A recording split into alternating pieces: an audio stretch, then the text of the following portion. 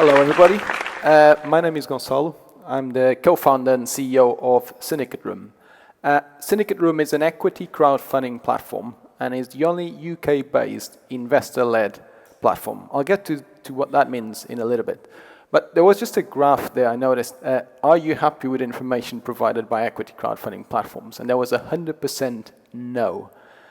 I hope there was just one answer, no one else answered, rather than being that bad and that cynical about equity crowdfunding platforms. Right, I'm going to talk about what is investor-led crowdfunding, why is it important, why should we all care as an industry. And please bear in mind that from now on, I'm going to mention crowdfunding. Every time I mention crowdfunding, I mean equity crowdfunding. So first thing is, it's very important to look at what is equity crowdfunding. And equity, if you go to the dictionary, it actually has two definitions. And these are the two definitions. The bottom one is the easy one for equity crowdfunding. The top one, that's a whole different ball game. And that is what it makes it so interesting. So what I would like to do before I start actually talking why it's so important is to give you a little bit of background about SyndicateRoom and why I started SyndicateRoom. And here's the key thing, how I started it. I was doing an MBA at the Judge Business School in Cambridge, and I started working a lot with business angels and venture capitalists, mainly business angels and family offices. And I could see all these really exciting companies, these incredibly inspiring entrepreneurs that they were investing in. And at the same time, equity crowdfunding appeared. This was about 3.5 years ago. And I really liked the concept of allowing a wider range of people to invest into these companies.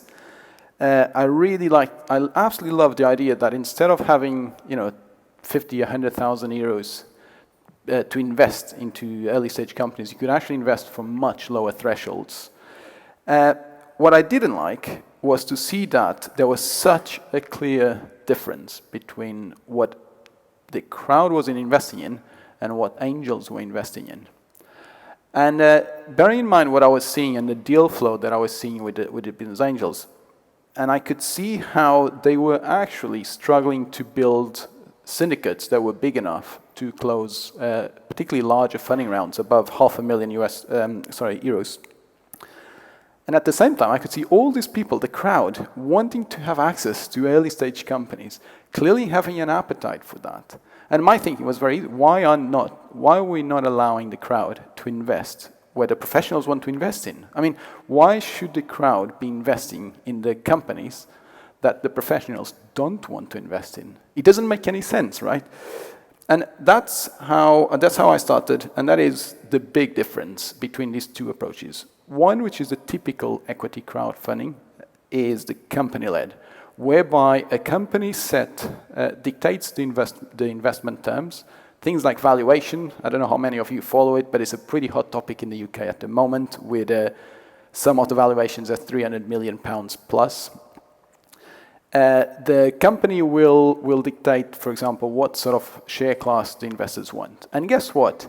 Companies will want to give the least they can away. That's just normal, right? When we raised finance for ourselves, bear in mind I'm an entrepreneur as well, and when we raised finance with business angels, they said, yeah, Goncalo, okay, we like the team, we like your idea. And I said, great, so what's the valuation? Oh, it's up here, right? My business is worth this much, surely. And I said, oh, okay, look, we like it, but not that much. We think that the value is down here. And you get into this incredibly important negotiation whereby the valuation is found somewhere in the middle that will basically piss off both parties equally, right? That's all it is.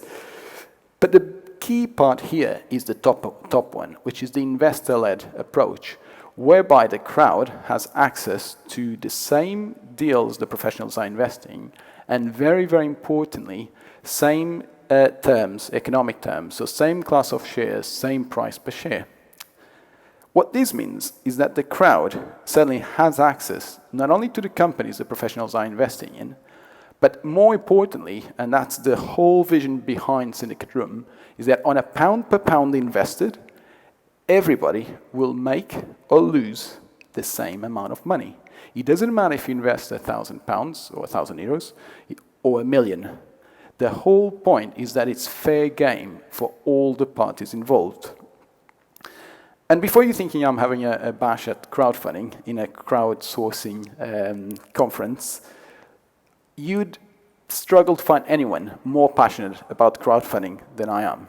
And that's exactly what this is all about. And that's exactly what SyndicateRoom is all about. Because, see, what I really care is about this, is the future of crowdfunding, right?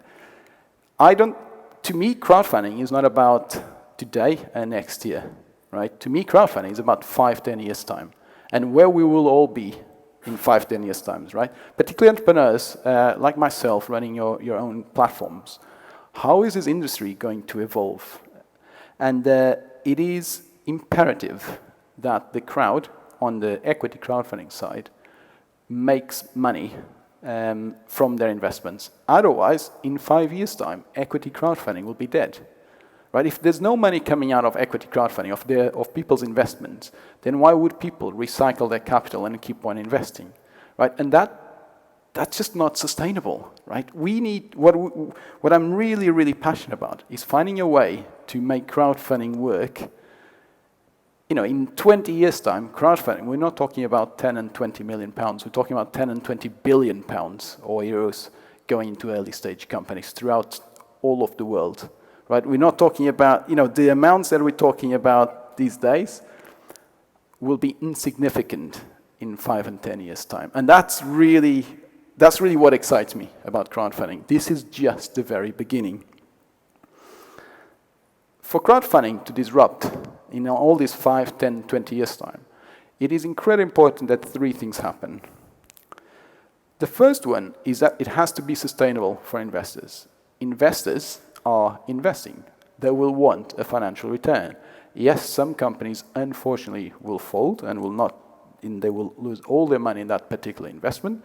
But as a whole, as a portfolio approach, as an industry, it has to be sustainable. People have to walk away in 5 years' time and be able to say, right, I made whatever, 10, 15, 20% return every year from this investment or this class of assets. Only then crowdfunding will be talking, we'll all be in the same room in 10 years' time talking about 10 billion rather than 10 million, and all over the world rather than just Europe. The second thing that it really gets me is that success is not the money going in. It is now because it's such an early industry, such a young industry, but success will be the money getting out, will be the money that goes back to investors that they can reinvest in the startups of the future. And also, something that we need to be very careful as an industry is that crowdfunding doesn't get linked just to consumer products, breweries, and restaurants and cafes, because that's actually not a good thing for the sector. It is great that it helps those sectors, but it's really important for us, all of us, to go out there and show people, that crowdfunding is so much more. There's so many other sectors that can be helped by crowdfunding, can be funded by crowdfunding. And to be honest, those sectors are incredibly exciting because then you really get to see this amazing innovation behind it. And I'm going to give you an example how investor-led changes these things. Because equity crowdfunding is very much still a huge percentage goes into consumer products, restaurants, cafes, etc. But actually, as soon as you turn it over to investor-led, then what you get is a professional with experience in the field validating the funding round and saying, look, you know what, I'm willing to put whatever, $250,000 of my own money here, and then the crowd can come in together, put a much smaller amount, but a much larger group of people. And that gives access to really fascinating sectors in a market, which I'll show in a little bit, because before I do that, this is a great example. I mean, here they're not really well known, but in the UK, these 2 faces are very well known in the UK. They are incredibly successful business angels and private investors. Herman Hauser, there on your left, he's the founder of ARM, which builds the chipsets for mobile phones, a £10 billion company. Jonathan Milner is the founder of a £1 billion company. They are incredibly successful investors. Both of them have been lead investors on SyndicateRoom with completely different companies, but both of them have been lead investors, and the crowd had access to the same investment as both of these chaps, right? Jim Mellon is an incredibly well-known private investor in the UK as well. He led a funding round. And the results are that every single one of these, so Herman, Jonathan, and Jim, they all led funding rounds that were well above £1 million. Actually, in euros, they're well above 1.5 million euros. And that's the power of the investor-led model, is that you get very experienced money alongside crowdfunding money, and it leverages hugely. You can really close very large funding rounds very quickly. And this is what we're doing. We challenge the status quo. Crowdfunding has been around for about 4 years in the UK, just over 4 years. We've been live for just over now 2 years, and we've been challenging the status quo ever since we've started. We've annoyed quite a lot of people in the process, but don't worry about that. That's my problem. But we've been challenging the status quo. And one of the challenges is, of course, the sector. It's not just consumer products.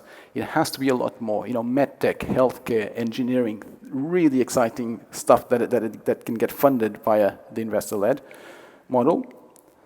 And back to my first ever slide, which was fair play, justice, fairness.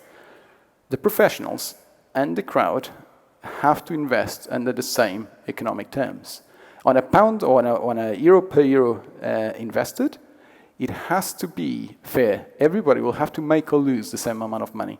Otherwise, it's not fair game. If you put the crowd in a disadvantage, it's a time bomb. People will just end up leaving crowdfunding. And that, to me, that would be really, really disappointing.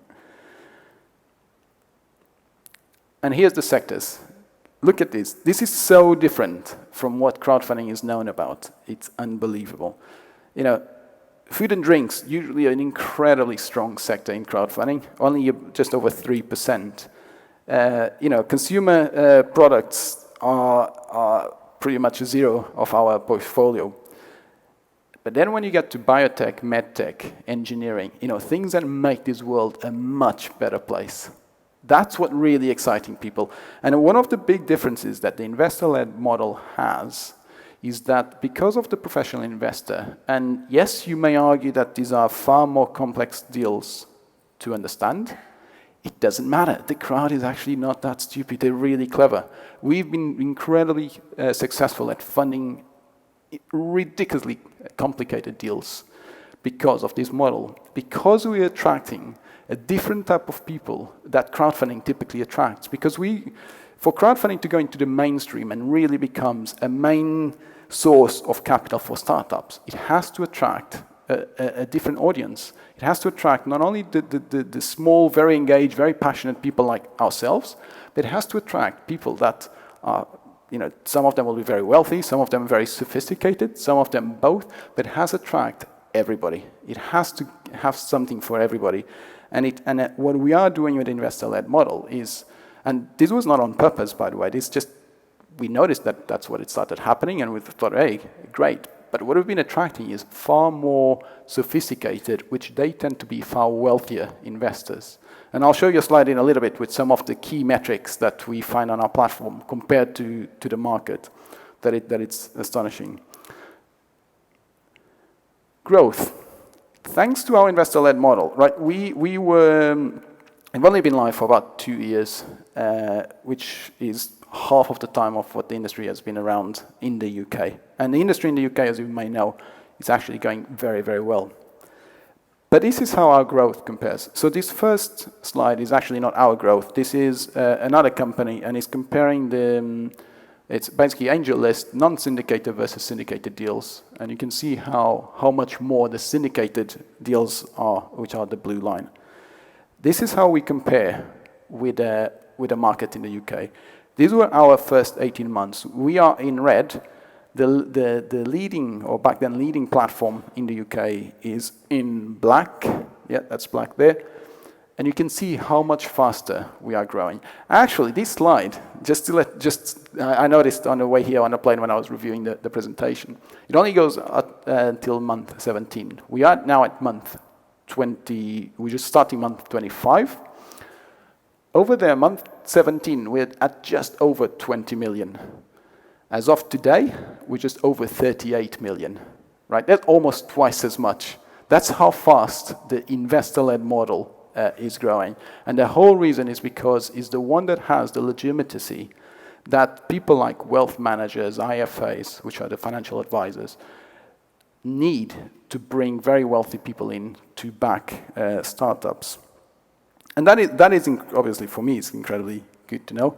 But for the whole industry, suddenly we are attracting a completely different audience. We're attracting all the very passionate people, but we're also attracting the people that are doing big investments and are really helping startups to get off the ground. And here are some of the key metrics and how we compare to the industry. And look at this. Average investment through our platform is £16,000. That's just over 20,000 euros each time someone clicks the button invest, right? That is a tremendously high amount. Now, it doesn't matter. You could invest £1,000 through our platform. So, the threshold is much lower, but the type of investor that we're attracting is a much wealthier investor. And that's where I see the future of crowdfunding, is by attracting all these people, but by allowing the crowd to participate in those funding rounds. That's exactly what we need in the industry. It's a greater level of professionalism. The average funding round is 860,000 euros. That is incredibly high. That's 4 times as high as the average in the industry. We're talking about someone showed the slide earlier about the top 10 biotech deals, and I was actually slightly caught by surprise by that slide, where the top 7, over €1 million, I think it was in euros, were all SyndicateRoom. Right? We've had a huge number of 1 million plus funding rounds. And look at these stats. 80% of the deals that get listed get successfully funded. Again, this is back to attracting the right deals and attracting the right people into crowdfunding. And that's all about making the entire industry a much more sustainable and to be around in 20 years' time. By the way, out of the 59 deals that we funded, in 2 years, only 1 has failed, which is incredibly low for the industry as well. And again, these are all metrics that are starting to show the benefit of the investor-led model, of pairing professionals with the crowd. Now, don't take me wrong, nothing wrong with just pure equity crowdfunding as a platform. But do bear in mind that if we want all to be here talking about billions of euros in 5-10 years' time, it has to be sustainable. Other things we've done the first and only crowdfunded IPO in the world. Back in December last year, there was a really interesting one, and that shows how crowdfunding can be so powerful that can actually move all the way up to IPOs. And even beyond that, right? It's going to go, crowdfunding is going to go all from the very early stage idea of funding all the way up to IPOs. And that is an incredibly exciting space to be in. We've also, one of you reminded me something that I actually didn't include in the slides, which is investor education. There's a lot of information for entrepreneurs on how to raise money, do your PR, do your marketing, do your social, do all of that stuff. But everybody seems to be forgetting that for crowdfunding to exist, it needs investors. And it's actually incredibly hard to find information on how to make proper investments via crowdfunding. And to me, that's nuts, right? We need investors. It's very easy to find companies looking for money. There's no lack of companies looking for money. Investors willing to invest significant sums of money, that's a whole different matter. And we need to help them to understand crowdfunding because, we're all talking here and we're talking about peer-to-peer crowdfunding rewards, they all get incredibly confused. As far as they're concerned, it's all crowdfunding, right? We need to get out of this thing just thinking that everyone knows all the details, because people don't. People just see it all as crowdfunding. And failures, particularly catastrophic failures in peer-to-peer, will affect rewards and will affect equity, and it will all be affected. So we all need to be incredibly aware of that and incredibly careful about that. And that's why we started at our own cost what we call the Investors Academy, which is all about providing content so that online investors become very informed investors. Because the moment they're informed investors, then we have them on our side and they understand all the intrinsics and all the details. And then they can go on to get much more comfortable with crowdfunding, which is what we need. Thank you very much. Any questions?